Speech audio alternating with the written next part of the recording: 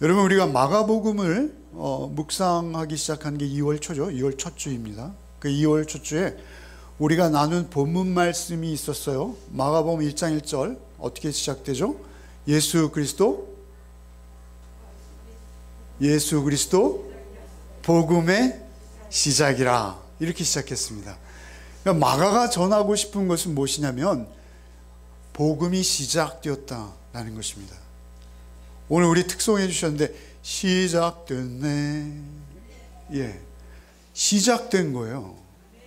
전에 없던 전혀 새로운 삶이 우리에게 시작된 것입니다. 이거보다 더 크고 놀라운 사건은 우리 생애 가운데 존재하지 않습니다. 그런데 그 복음이 우리 가운데 시작되어서 우리가 그 복음을 따라 살아가게 되었는데, 그럼 과연 그 복음은 무엇이냐? 우리가 너무나 잘 알고 있어요. 복음이 무엇입니까? 예수의 십자가 죽으심, 그리고 그 십자가 죽으심의 소망으로 인해서 그 우리의 죄를 대속함으로 인해서 우리의 죄값이 대신 치루어짐으로 인해서 우리에게 부활 생명이 임하는 것, 부활의 소망이 임하는 것, 그것이 복음입니다. 복음이 예수 그리스도의 십자가와 부활인 거예요.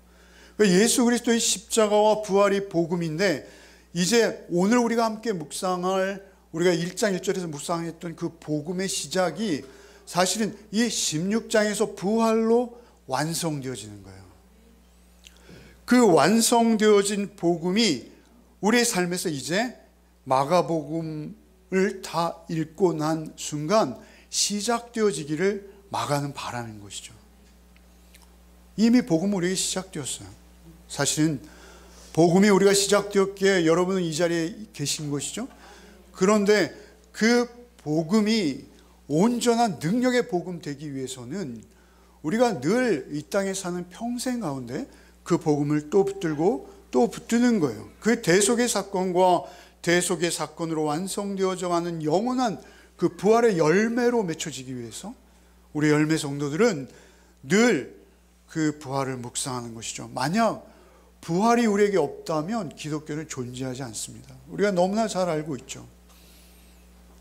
예수께서 그렇게 십자가에 죽으시고 끝났다라면 기독교는 결코 이 땅 가운데 존재할 수가 없습니다.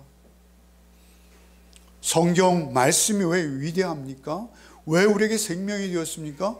말씀의 그 십자가와 부활이 너무나 또렷하게 그렇습니다. 그 신비로운 책이 우리의 손에 들렸기 때문에 성령의 도우심으로 그 안에서 우리가 십자가의 대속의 의미를 반복해 깨달아 알고 새 생명으로, 부활 생명으로 우리가 날마다 새로움을 입는 거예요. 그 신비한 책 가운데 있는 십자가 부활의 이야기, 그 부활의 복음의 핵심인 부활의 아침의 그 현장, 그 자리로 우리 한번 가보자라는 것이죠. 마가는 너무나 간단하고 명료하게 그냥 그날 아침 있었던 일들을 기술하고 있어요. 그런데 그 기술이 얼마나 명료한지요? 여러분, 사실 성경 전체는 부활을 예고하는 내용들이 굉장히 많습니다. 그런데 그 부활의 아침, 그 현장을 정확히 기록하고 있는 가장 신뢰할 수 있는 부분, 그것은 바로 오늘 우리가 읽는 이 부분입니다.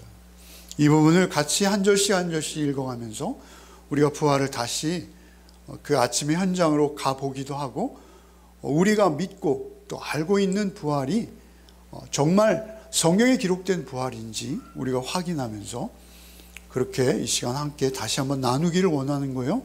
1절 읽겠습니다. 시작. 안식일이 지남에 막달라 마리아와 야고보의 어머니 마리아와 또 살로메가 가서 예수께 바르게 하여 향품을 사두었다. 안식일이 막 지나고 있었어요. 안식일이 막 지나고 있을 그때에, 그러니까 예수께서 금요일 십자가에 죽임 당하셨죠. 그리고 유대인 날짜 계산은 저녁 6시부터 그 다음날 저녁 6시까지요, 다시. 그래서 그 안식일이 막 지나고 있는 그때에 지남에 마리아, 막달라 마리아, 야고보의 어머니 마리아, 또 살로메, 이 세 여인이 향품을 샀어요. 그러니 안식일이 막 끝나는 그 6시 이후에 아마 향품을 구입한 것으로 보여요. 이 문장에 보면 살로메가 가서 예수께 바르기 위하여 향품을 사두었다가, 사실 이스라엘 풍습에는 죽은 자에게 향품을 바르는 그런 풍습이 있긴 해요. 그러나 막 죽었을 때예요. 막 죽었을 때. 여러분, 그 팔레스타인의 기후가 얼마나 뜨겁습니까? 예수님 죽임 당하신 지 이제 3일, 사흘이 지났어요. 그러면 향품을 바를 수 없습니다. 절대. 그런데 안식이 막 지나고 끝난 그때 향품을 샀어요. 3일이, 죽은 지 3일이 지났는데 향품을 바르겠다는 거예요. 굳이 거기에 가서. 왜 그럴까요? 네, 너무 사랑했어요. 존경했어요. 예수께서 베푸신 그 많은 이적과 기적의 현장들에 그녀들은 거의 있었죠. 뿐만 아니라 예수님의 가르침을 받았습니다. 그 신비로운 말씀, 이전에 서기관들과 율법사와 바리새인들에게서는 듣지 못했던 그 영혼에 새겨주시는 그 말씀들을 받았는데 험하게 십자가에 죽으신 거예요. 그냥 아무 힘도 못 쓰시고, 그 사랑과 존경의 마음을 그녀들은 억제할 수 없었어요. 그녀들이 전혀 부활을 기대하고 있지는 못했어요. 그럼에도 그녀들은 그저 향품은 꼭 발라드리고 싶다라는 일념으로 세 여인이 향품을 사고, 안식일이 막 끝나자 향품을 사고 무덤으로 향하는 거예요. 2절 읽어봅시다. 안식 후 첫날 매우 일찍이 해 돋는 때 그 무덤으로 가며. 안식 후 첫날이죠. 여러분, 안식 후 첫날 하면 좀 익숙하죠? 이런 표현 어디서 많이 보셨죠? 사도행전입니다. 사도행전. 안식 후 첫날이 오늘 주일인 거예요. 주일. 그 안식 후 첫날 매우 일찍 해 돋는 때, 이렇게 말해요. 매우 일찍. 유대인들에게 매우 일찍은 아직 동이 트기 전입니다. 새벽이에요. 새벽 미명. 아직 어둠이 채 가시지 않은 그 시간을 유대인들은 매우 일찍이라고 표현하거든요. 그런데 그 매우 일찍이라는 말과 함께 해 돋는 때, 이렇게 기록하고 있어요. 마가가. 매우 일찍 해 돋는 때 무덤으로 가며, 이렇게 기록하고 있죠. 왜 이런 이중적인 표현을 앞뒤가 안 맞게 쓰고 있을까요? 그녀들이 아마, 많은 주석가들은 그녀들이 아마 무덤을 향해 출발할 때는 그 향품을 가지고 설레는 마음으로 주님의 몸에 발라드리겠다. 아마 그녀들은 주님이 부활하신 건 전혀 상상도 못했을 뿐만 아니라 무덤을 병사들이 두텁게 지키고 있다라는 것도 예상을 못했던 것 같아요. 그저 향품을 발라드리겠다는 일념으로 그 어두움 속을 뚫고 걷기 시작한 거예요. 어두움 속을 뚫고 걷고 있을 때 해가 돋기 시작한 것이죠. 그런데 그 해는 특별한 해라는 거예요. 마가가 여기서 해 돋는 때라고 말씀하신 이유는 무엇입니까? 그 해가 첫 주일의 해인 거예요. 첫 주일. 안식 후 첫날, 첫 주일. 지금까지는 안식일이었어요. 그들에게 있어서 일주일의 하루는 가장 중요한 날, 시작의 날은 안식일이었습니다. 그것은 우리가 말하는 토요일입니다. 그런데 이제 그 안식일은 효력을 잃은 거예요. 그 안식일은 이제 어둠 속으로 사라지는 거예요. 빛이 발한 거예요. 그 안식일에 그들은 종교 놀이만을 답습하고 있었던 것이죠.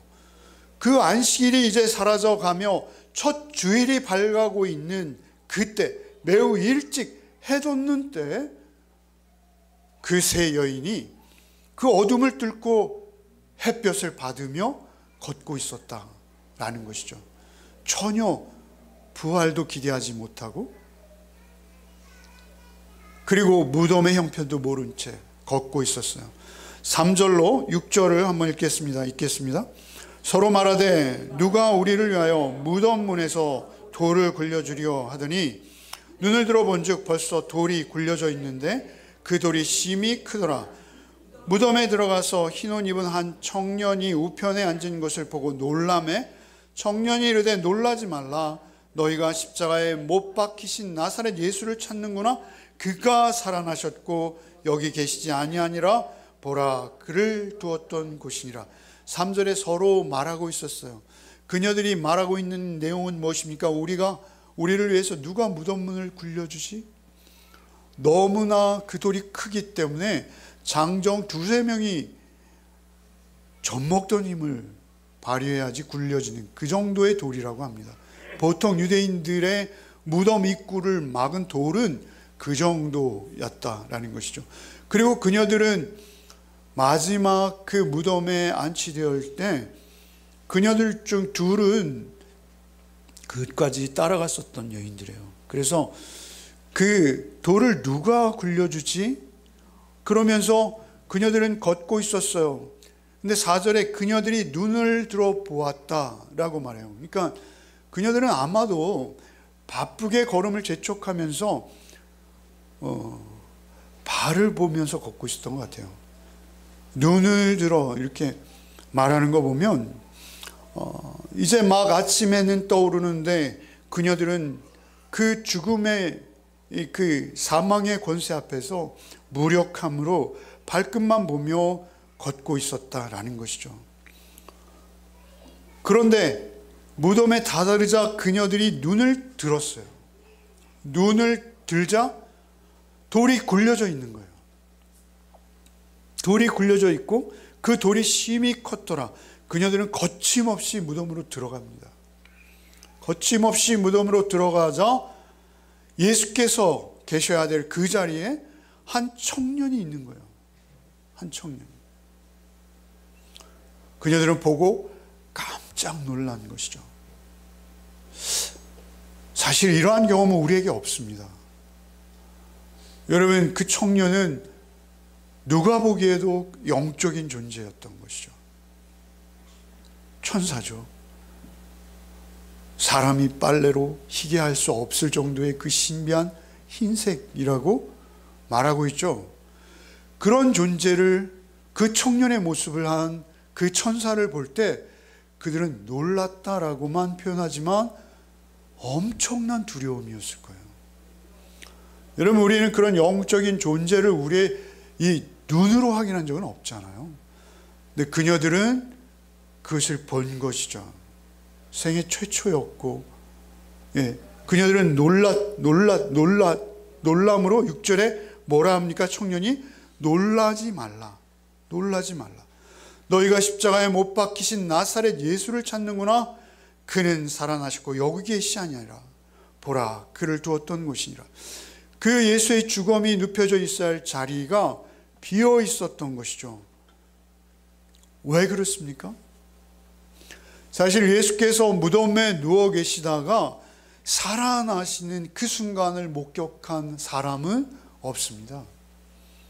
누구도 볼 수 없었어요. 그러나 그 빈 무덤만을 볼 수 있었죠. 그녀들이 본 것입니다. 그런데 그 빈 무덤에 예수께서 더 이상 계시지 않은 거예요. 그가 살아나셨어요.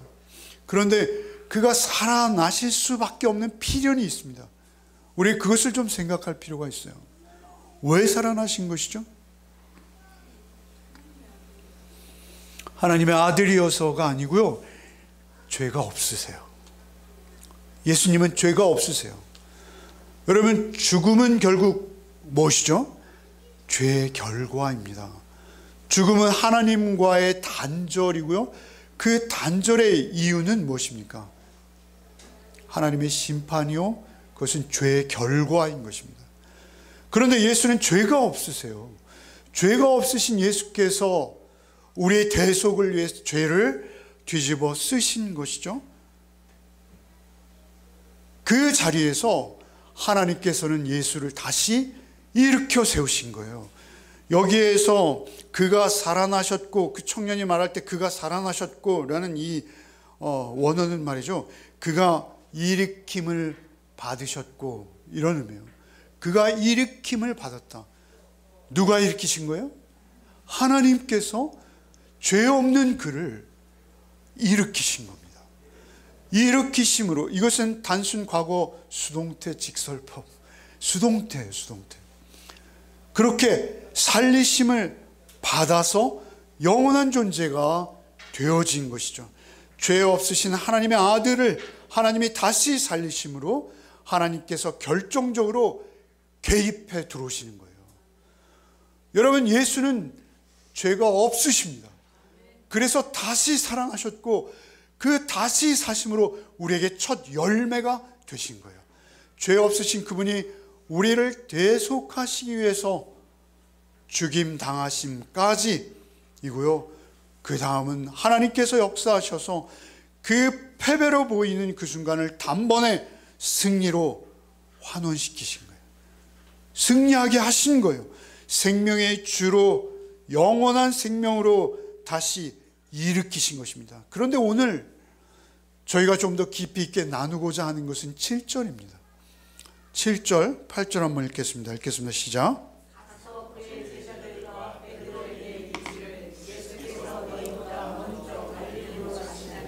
전에 너에게 말씀하신 대로 너희가 거기서 베리라 하라 하는지라. 여자들이 몹시 놀라 떨며 나와 무덤에서 도망하고 무서워하여 아무에게 아무 말도 하지 못하더라. 여자들이 몹시 놀라 떨며 나와 무덤에서 도망하여 무서워하며 아무에게 아무 말도 하지 못했어요.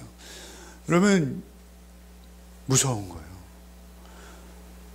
여러분, 죽은 사람이 다시 사는 것이요, 이렇게 단순하고 간단하지 않습니다. 그리고 그것이 그냥 잘 믿어지는 것도 아니에요. 그런데 그 여인들은 도망하고 무서워하여 아무에게 아무 말도 하지 못했어요. 그럼에도 불구하고 그녀들이 들은 말은 뭐예요? 7절입니다. 7절. 가서 그의 제자들과 베드로에게 이르기를 예수께서 너희보다 먼저 갈릴리로 가시나니 전에 너에게 말씀하신 대로 너희가 거기서 베리라 하라 하는지라. 예수께서 부활하시고 나서 어디로 가신다는 거예요? 갈릴리로 가신다는 거예요. 갈릴리로 제자들보다 먼저 가 계시겠다라는 것이죠. 그리고 거기에서 너희를 기다린다. 너희 거기 가서 예수님을 만나라 라고 전하라는 것이죠. 이 이야기는 이미 예수께서 하셨다는 말투죠. 예수께서 이미 그들에게 갈릴리에서 만날 것을 말씀하셨다는 것이죠. 너희보다 먼저 갈릴리로 가시나니 전에 너희에게 말씀하신 대로 너희가 거기서 뵈리라. 언제 말씀하셨다는 것이죠? 전에는 언제일까요? 십자가 지시기 전 바로 6월절 만찬을 드시던, 6월절 마지막 성찬을 드시던 그때 베드로가 또 예수께서 죽음에 대해서 예고하시자 예수께서 죽으시면 저는 절대 방치하지 않겠습니다. 저는 예수님 곁을 절대 떠나지 않겠습니다. 베드로가 아주 호언장담을 했죠.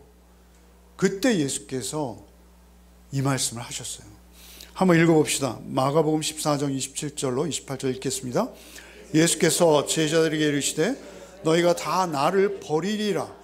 이는 기록된 바 내가 목자를 치리니 양들이 흩어지리라 하였음이니라. 그러나 내가 살아난 후에 너희보다 먼저 갈릴리로 가리라. 사실은 갈릴리로 가겠다는 말씀을 먼저 하셨어요. 그런데 오늘 우리가 묵상하고자 하는 것은 왜 하필 갈릴리냐라는 것입니다. 여러분, 갈릴리가 의미하는 바가 무엇인지를 오늘 같이 좀 이 부활절 아침 나누기를 원하는 거예요. 의미가 있다는 거예요. 의미. 갈릴리로 가라라고 하는 것은 예수께서 특별한 의미를 부여하시는 것이다라는 것이죠. 세 가지 정도 의미가 있습니다. 첫째 의미는 무엇이냐면요, 실패한 제자들을 그대로 두지 않으시겠다라는 것입니다. 갈릴리로 가시는 이유는 예수께서 갈릴리에서 예수의 제자들을 다시 규합하셔서 새로운 공동체를 세우시겠다라는 것입니다. 그런데 그것이 갈릴리라는 것입니다. 결국 우리가 잘 아는 대로 부활의 현장의 모습은 굉장히 복잡하게 전개되죠. 여인들이 이렇게 두려워 떨고 갈릴리 사건을, 갈릴리로 가시라는 말씀을 예수께 전했는지 안 전했는지 잘 모르겠어요. 그러나 어찌되었던 제자들은 그 여인들이 예수께서 다시 사셨다라는 말을 전할 때 믿지 않았습니다. 절대 불신했어요. 그러면 그때나 지금이나 죽었던 사람이 다시 살아났다? 이건 제정신 아닙니다. 그렇죠? 그들 눈에 보이는 살아있는 사람으로 자신들과 함께 음식을 먹고 자고 3년을 동고동락했던 그분이 죽었어요. 그런데 다시 사셨다는 거예요. 정상적으로는 믿기지 않는 겁니다. 그때도 그렇고 지금도 마찬가지입니다. 증언을 믿지 못하는 제자들, 그래서 뿔뿔이 흩어져 버렸죠. 다른 복음서에 보면 예수께서 그들을 갈릴리에 가서 그들이 갈릴리에 오고 만난 것이 아니라요, 예수께서 그 믿지 못하는 제자들을 다락방에 숨어 떨고 있을 때 찾아가시기도 하시죠. 예루살렘에서 이미, 그죠? 도마에게는 나타나셔서 옆구리에 손을 넣어보기도 하시고, 그럼에도 그들이 예수님, 부활하신 예수님을 배웠고도, 여러분 마태복음 28장에 보면 예수께서 승천하실 때도 심지어 믿지 못하더라, 이런 말씀이 있어요. 참 찾아볼까요? 안 했는데요. 마태복음 한번 봅시다. 성경책 있으시죠? 핸드폰도 괜찮습니다.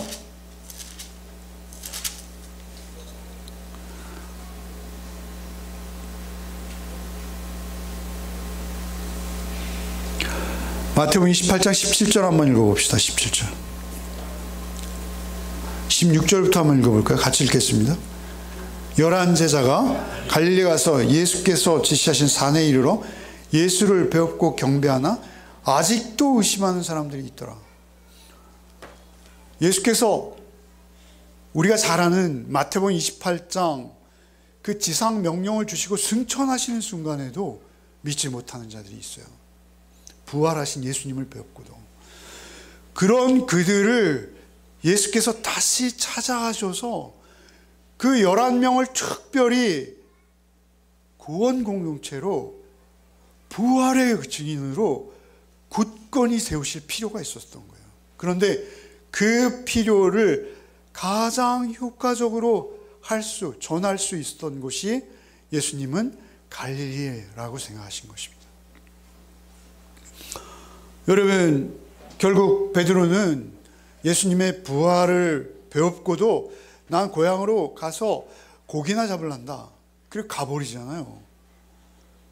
갈릴리에서 예수께서 기다리실 것을 기대하고 갔는지 모르겠어요. 그런 말씀은 없어요. 베드로가 그렇게 가버립니다, 갈릴리로. 그런데 이미 갈릴리에 예수께서 계신 것이죠. 예수께서 처음 베드로에게 찾아가셨을 때 베드로는 나를 떠나소서 나는 죄인입니다, 이렇게 말하죠. 고기 어획 기적을 일으키잖아요. 한 마리도 못 땄던 베드로가 엄청난 어획을 거두자 이분은 사람이 아니야 라고 판단하고 나를 떠나주세요, 나는 죄인입니다, 이렇게 말했던 베드로. 그런데 그 베드로에게 예수께서 갈릴리에 다시 찾아가시는 거예요. 갈릴리에서 다시 그물을 던지고 있던 그들을 만나시잖아요. 그러자 베드로가 배 위에서 가장 먼저 또다시 어획 기사를 또 보여줘. 똑같이 153마리, 그죠? 그러자 와, 예수다 라고 먼저 베드로가 외치고 물로 뛰어들잖아요. 회복시키시는 거예요. 다시 세우시는 거예요. 그들을 다시 예수 제자 공동체로 다시 세우시는데, 그곳이 어디예요? 갈릴리인 거예요. 거기에 모닥불도 피워주시고 그들을 몸을 녹이게도 하시고 생선을 떼어서 나누기도 하시고, 특별히 베드로에게는 사랑 문답을 하시죠. 여러분, 여기 7절에 보면 가서 그의 제자들과 베드로에게 이르기를, 특별히 베드로를 언급하세요. 청년이, 천사가. 왜 그랬습니까? 베드로를 특별히 더 세워주시기 원하셨어요. 왜 그렇습니까? 그가 3번씩이나 예수님을 부인하고 얼마나 큰 상처 속에, 실망 속에 스스로를 저주하며 비난하고 있었겠어요. 그런 베드로를 너무나 잘 아시기에 특별히 베드로를 천사를 통해 언급하시는 거예요. 베드로가 특별해서라기보다, 그리고 그에게 사랑 묻나, 네가 나를 사랑하니? 라고 3번씩이나 물으시면서 베드로를 다시 세우시는 거예요. 제자들의 그 무력감, 겁에 질려서 도망해버린, 참으로 예수의 부활 앞에서 너무나 초라한 제자들의 모습, 그것을 예수께서 너무나 잘 아시고 그들을 다시 세우기 위해서 그들이 3년 동안이나 동고동락하며 예수께서 가장 많이 머무시고 활동하셨던 그 예수님의 사역의 배경, 그 갈릴리로, 그들의 고향 11명이 다 갈릴리 출신입니다. 유다만 남부 출신이고요, 11명이 다 갈릴리 출신이에요. 그곳에 가시는 거예요. 그래서 그들을 세우시는 거예요. 부활하신 예수가 구심점이 되는 거예요. 부활하신 예수를 그들이 직접 만나 뵙고 확신에 이르지 않으면 그들이 제자 공동체로 세워질 수 없는 거예요. 그게 첫 번째 이유입니다. 그런데 그 첫 번째 이유도 중요하지만 사실은 갈릴리로 가신 두 번째, 세 번째 이유가 더 중요합니다. 갈릴리로 가신 두 번째 이유는 무엇이냐면요, 예수께서 당신이 누구신지 그들에게 확실히 이해시키고 싶으셨어요. 그들은 그 갈릴리 바닷가에서 예수를 처음 만났죠. 그런데 예수를 3년이나 따라다니면서도 예수가 누군지 잘 이해하지 못해요. 잘 깨닫지 못해요. 예수께서 십자가 부활을 그렇게 누누이 반복해서 말씀하시는데도 그들은 그것을 귓등으로 흘려드리고 모르는 거예요. 그런 그들에게 예수께서는 당신이 누구이신지, 예수의 정체성을 갈릴리에서 확실히 보여주시고 싶으신 거예요. 부활하신 것, 그것을 갈릴리에서 경험시켜 주고 싶으신 거예요. 그렇게 경험되어질 때, 그때야 비로소 그들이 예수가 누군지 알게 된다라는 것이죠. 예수의 십자가만을 알고는 예수를 알 수 없습니다. 예수의 십자가만을 알고는 우리가 조금 도덕적이고 윤리적이어야지 하는 정도의 충고 정도는 될 수 있으나 예수를 알 수 없습니다. 그런 상황에서 그 제자들에게 예수를 경험시키기 위해서 갈릴리에 가실 필요가 있었던 거예요. 결국 그들이 예수님의 부활을 뵙고도 돌아가 버린 그 갈릴리로 예수께서 다시 찾아가셔서 나는 하나님의 아들이야. 나는 죄 없는 하나님의 아들이야. 그래서 하나님 나를 살리실 수밖에 없으셨단다. 이것도 거기에서 보이고자 하시는 거예요. 세 번째, 마지막으로 뭐냐면요, 제자들이 자신이 누군지도 알아야 되는 거예요. 자신이.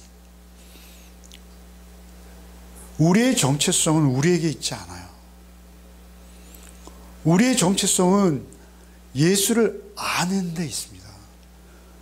그런데 내가 누군지를 알기 위해서는 예수가 누군지를 알아야 되는데, 그 세 번째 예수가 누구인지를 제자들은 갈릴리에서 비로소 알 수 있게 되는 거예요. 여러분, 예수께서는 제자들에게 자주 누누이 설명하신 게 뭐죠? 마가복음 8장 34절 한번 읽어보겠습니다.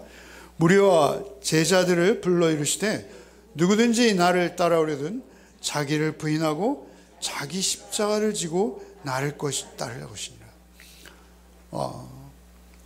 사실 제자들은 예수가 누군지도 몰랐을 뿐만 아니라 자신들이 예수의 제자로 어떠한 삶을 살아야 될지도 모르는 거예요. 예수의 제자로 자신들이 어떠한 삶을 살아야 될지를 예수께서 여러 번 말씀하셨지만 이해하지 못하는 거예요. 그런데 그 이해는 부활의 맥락 속에서만 이해가 돼요. 무리와 제자를 불러 이르시되 누구든지 나를 따르 자기를 부인하고 자기 십자가를 지고 나를 따를 것이니라 라는 이 말씀이 그들에게 살아있는 주의 음성으로 들리기 위해서는 내가 예수가 첫 열매가 되시고 내가 예수 따라 다시 영원한 생명에 이르는 주의 자녀요, 주의 제자인 것을 알 때 사실 이 길을 갈 수 있는 거예요. 어떻게 우리가 나를 부인하고 십자가를 지고 예수를 따를 수 있습니까? 그것은 예수를 알고 그 다음에 나를 알게 되는 과정을 거칠 때입니다. 나를 알아야 되는 거예요. 마가복음 10장 44절을 또 이렇게 말씀하셔서 읽어보겠습니다. 너희 중에 누구든지 으뜸되고자 하는 자는 모든 사람의 종이 되어야 하리라. 여러분, 말은 쉽죠. 내가 누군지 알아야 되는 거예요. 그래야지 이 땅에서 가장 가치롭고 보배로운 삶을 살게 되는 거예요. 그런데 그 가치롭고 보배로운 삶을 살기 위해서는 내가 누군지 알아야 되는 거예요. 너희 중에 누구든지 으뜸되고자 하는 자는 모든 사람의 종이 되어야 한다라는 이 말씀의 실존을 그들이 경험해야 되는 거예요. 그런데 그 경험하기 위해서는 다시 사신 예수를 경험하는 거예요. 여러분, 요즘 선거죠. 선거의 구호는 다 뭡니까? 내가 당신들 종이 될게요. 그죠? 서로 종이 되겠대요. 그전에는 전혀 종이 아니었는데 지금은 서로 종이 되겠대요. 내가 진짜 종입니다. 제 절 받으십시오. 그런데 그들이 살아온 인생의 궤적을 보시면 종이 아니거든요. 너희 중에 누구든지 으뜸되고자 하는 자는 모든 사람의 종이 되어라. 정말 종이 되는 것이 가치롭고 보배롭고 그것이 나에게 영원한 것이요, 그것이 영원한 생명으로 부활로 이어지는 생명의 길입니다 라고 고백한 자가 종살이를 할 수 있는 거예요. 내가 누군지를 알 수 있는 거예요. 나는 당신의 종입니다. 내 생명 당신에게 드리겠나이다. 이게 종이, 가장 모범적인 종의 태도 아니겠어요? 그런데 그러한 종살이를 누가 할 수 있어요? 다 거짓뿐이죠. 그러한 이웃을 섬기며 사랑하는 진실한 종은 부활하신 예수님을 알고 그 부활하신 예수님을 따라 그 첫 열매 되신 예수님 따라 나도 열매 맺으리라 라는 믿음과 그 믿음의 결단을 한 자가 종살이가 가능해지는 것이죠. 자기를 부인하고 타인을 섬기며 십자가 지고 예수 따르는 제자의 본질을 그들이 갈릴리에서 깨달아야 하는 거예요. 내가 누군지 깨달아야 하는 거예요. 갈릴리에서 주님을 만나야 그들은 진정한 승리가 무엇인지, 최후의 생명이 무엇인지 그때 그들이 알 수 있는 거예요. 그래서 예수께서 너희보다 먼저 갈릴리로 가시나니 전에 너에게 말씀하신 대로 너희가 거기서 배우리라 라고 말씀하시고 이제 그곳에서 제자들을 기다리시는 것이죠. 부활하신 모습을 보이기도 하시고 이미 하셨으나 갈릴리에 다시 그들을 모이시는 거예요. 여기에 특별히 예수께서 너희보다 먼저 갈릴리로 가시나니 전에 너희가 말씀하신 대로 너희가 거기서 배우리라. 청년이 이렇게 말하죠. 거기서야 예수를 볼 거야. 여러분, 이 본다라는 헬라어는 굉장히 의미가 깊습니다.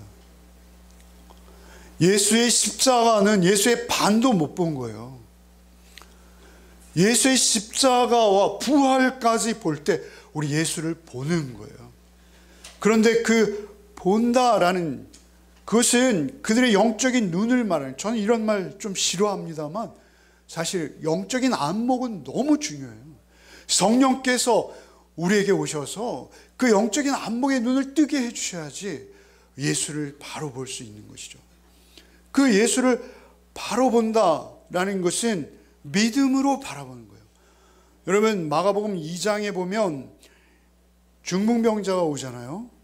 그때 예수께서 이렇게 말해요. 예수께서 그들의 믿음을 보시고 중풍병자에게 이르되 작은 자여 내 죄 사함을 받았느니라. 이렇게 선포하시죠. 믿음을 보시는 거예요. 예수께서 영적인 안목으로 그 중풍병자의 믿음을 보시는 거예요. 보는 게 중요한 거예요. 보는 게. 여러분, 4장 12절 마가복음에 그들이 보기는 보아도 알지 못하며 이렇게 꾸짖으세요. 8장에서는 제자들을 또다시 꾸짖으시며 영적인 안목을 지적하세요. 8장에 너희가 눈이 있어도 보지 못하며 귀가 있어도 듣지 못하느냐? 눈이 있어도 보지 못해? 라고 말씀하시죠. 그런데 놀라운 영적인 안목을 가진 사람이 바로 26장 한 장 앞에 15장에 등장했죠. 백부장입니다. 백부장이 뭐라 합니까? 백부장이 예수께서 십자가에 숨지는 것을 보고 이렇게 말해요.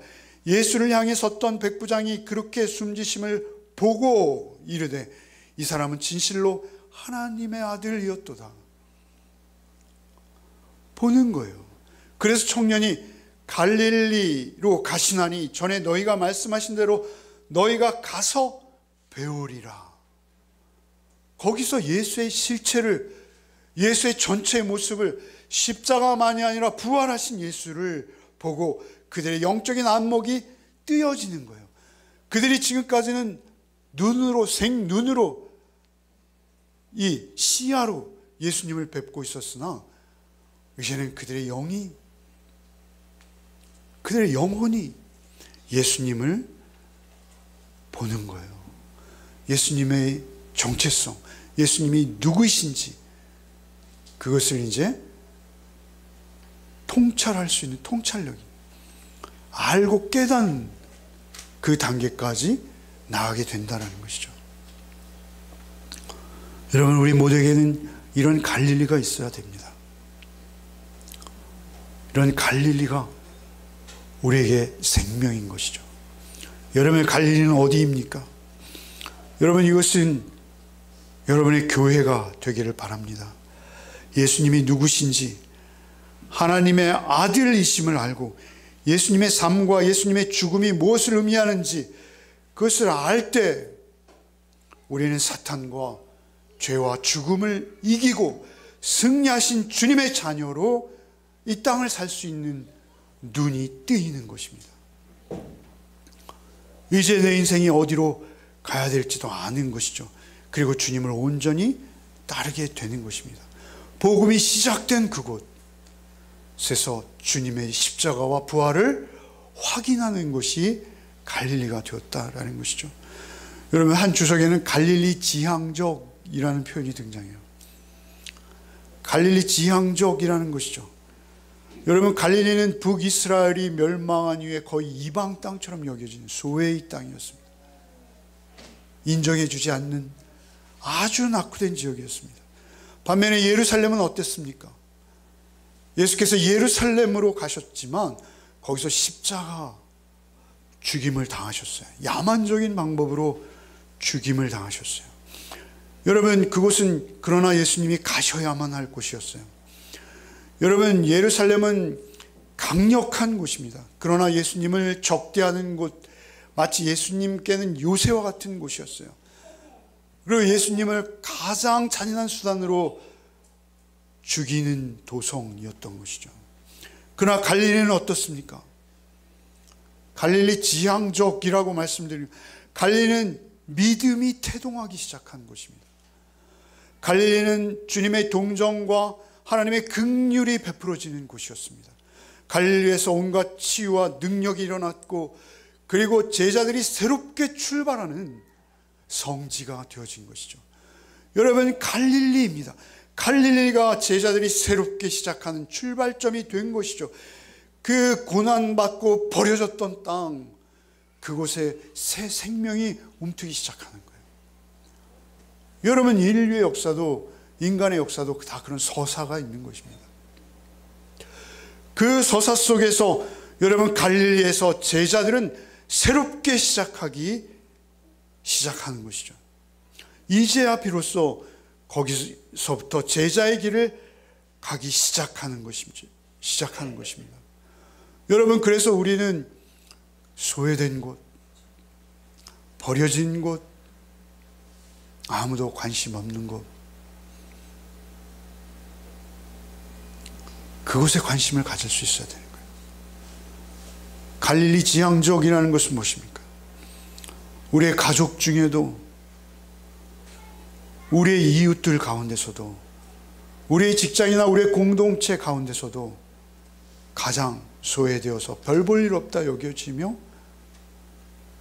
그렇게 낙후되어 있는 곳, 따돌려진 분, 그런 분들에게 우리는 더 가까이 다가가야 되는 거예요. 그리스도인이라는 것은 무엇입니까? 말로만이 아니라 우리의 삶 속에서 주님 앞에 늘 나를 부인하고 십자가 지고 그 길을 쫓아가는 삶이,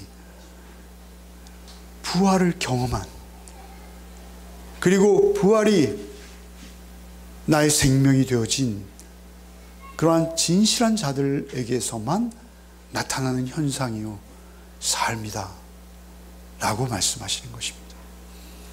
여러분, 부활절을 맞은 이때, 부활의 아침 오늘 우리가 다시 한번 다짐하는 시간이 되었으면 좋겠습니다. 주님께서는 갈릴리에 오셨고, 갈릴리에서 공생애를 보내셨고, 그리고 부활하셔 다시 갈릴리로 오셨다라는 것을 잊지 아니하고, 우리도 늘 갈릴리 지향적인 삶, 그리고 또한 그 부활을 확신할 때만 살아낼 수 있는 그러한 삶, 그러한 삶을 사시기 바랍니다. 이것을 구약에 예언하고 있어요. 마지막 한 절만 읽고 마치겠습니다. 이사야서 9장 1절로 2절 읽겠습니다. 전에 고통받던 자들에게는 흑암이 없으리로다. 옛적에는 여호와께서 스불론 땅과 납달리 땅이 멸시를 당하게 하셨더니 후에는 해변길과 요단 저쪽 이방의 갈릴리를 영화롭게 하셨느니라. 흑암에 행하던 백성이 큰 빛을 보고 사망의 그늘진 땅에 거주하던 자에게 빛이 비치도다. 아멘. 예수님의 오실 것을 성경이 이곳저곳에 예언하고 있는데, 특별히 그 갈릴리 지향적인 예수님의 모습을 이사야서는 이렇게 대변하고 있는 것입니다. 기도하시겠습니다. 참으로 갈릴리 이방 땅, 은혜와 동떨어진 부패한 냄새가 오히려 진동하며 소외된 자들의 모임인 갈릴리, 마치 그와 같은 모습인 나를, 또 저희를 찾아오신 주님, 찾아오실 뿐만 아니라 찾아오셔서 저희에게 빛과 소망이 되신 주님, 주님만을 모시기 원합니다. 주님의 말씀 따라 갈릴리 지향적인 삶을 살기를 원합니다. 부활도 영원한 생명도 모르는 많은 이들에게 예수 생명 전하는 우리가 되게 하여 주시옵소서. 한 주간의 삶도, 아니 우리 생애의 전부가 부활의 증인으로 우리의 마음에 갈릴리 중심으로 늘 우리의 삶을 살아낼 수 있는 능력이 있게 하여 주시옵소서. 영원히 사신 주님, 주님만 의지하고 주님 모시고 또 한 주간의 삶을 갈릴리 안에서 살아내게 하여 주시옵소서.